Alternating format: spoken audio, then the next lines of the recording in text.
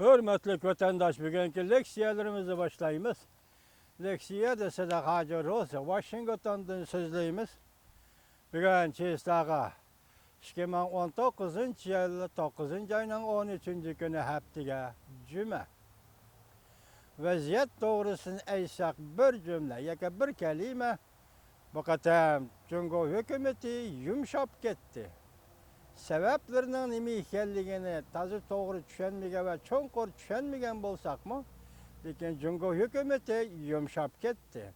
Amerika Qo'shma Shtatlari bilan Jungo hukumati 10-oyda savdo suhbatini asliga keltirgan bo'ldi. Uran, Washington.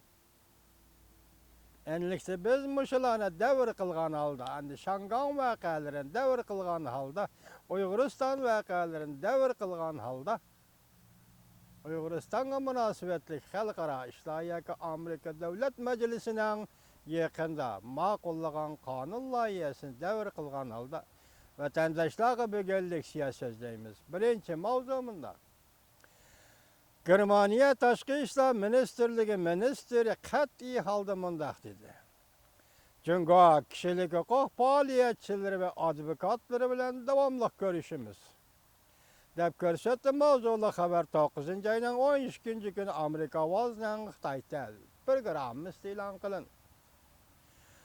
Xabar mundaq boshlandi. Washington, Shanganda o'quvchilarning doisi demokratik usulda o'z taqdirini o'zi belgilashni tashabbus qiladigan Shangang Xalq irodasi partiyasining kotibi Huang Jipeng yaqinda Germaniyani ziyorat qildi hamda Germaniya tashqi ishlar ministri Mas bilan ko'rishdi. Heiko Mas bilan ko'rishdi. Shuningdan keyin Jungo qattiq inkas qaytardi. Lekin Germaniyaning tashqi ishlar ministri Heiko Mas 9 ayning 12 kuni muxbirlarni kutib olish yig'inida mundaq ko'rsatdi. Jungoning kishilik huquq faoliyatchilari va advokatlari bilan davomli ko'rishimiz. Germaniya tashqi ishlar ministri Heiko Mas ta'kidlab mundaq ko'rsatdi. Germaniya vaziri Angela Merkel Beijingni ziyorat qilganda advokatlar va kishilik huquq faoliyatchilari bilan ko'rishdi. Beijingda shundoq qilgan ekanmiz, Berlinda ham shundoq qilamiz. Shundoq qiladiganligimiz kelgusidami o'zgarmaydi.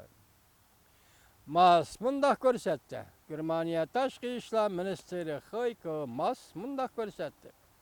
Germaniyaning bir davlat ishki xil tuzumni qo'llaydigan negizlik maydoni o'zgarmaydi.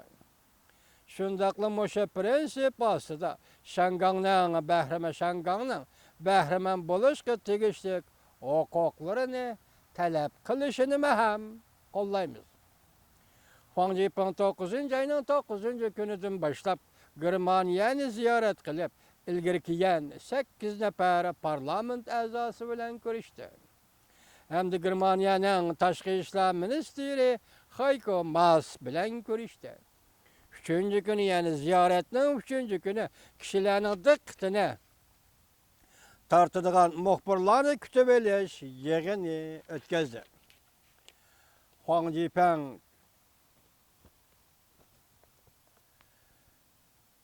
bu qatamning Germaniyani ziyorat qilishi Jungo hukumatining noroziligini qo'zg'ab, bayonotchi Hua Chunying xonim Huang Jipeng Jungo qarish faoliyati bilan shug'ullanyapti dedi. Hamda qarish turdiganligini bildirdi.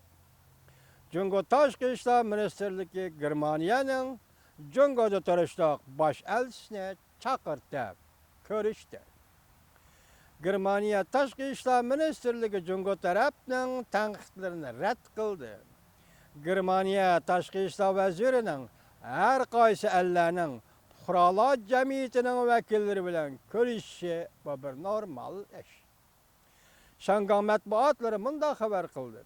Huang Jipengning ziyoratga chiqishi diplomatiya hodisasi bo'lib qolganligi biz kutmagan bir ish edi. U yana mundaq dedi.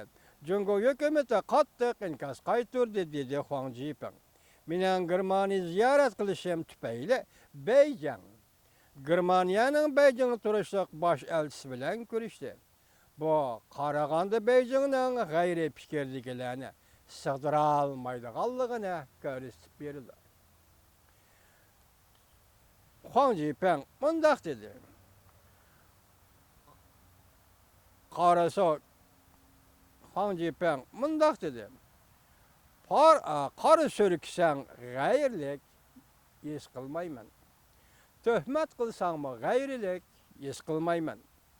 Meni tanqid qilib Germaniya jungo münasibetiga ta'sir yetkizdi deganlikan bu bak aşırı etkenlik. Germaniya Tashqi ishlar ministri men bilan ko'rishgan bir necha minutni Germaniya jungo munosabatiga ta'sir yetkizdi deyish Beyjan hukumatining xalqaro jamiyatdan qanchalik qo'rqadiganligini aks ettiradi, dedi Huang Zhipen.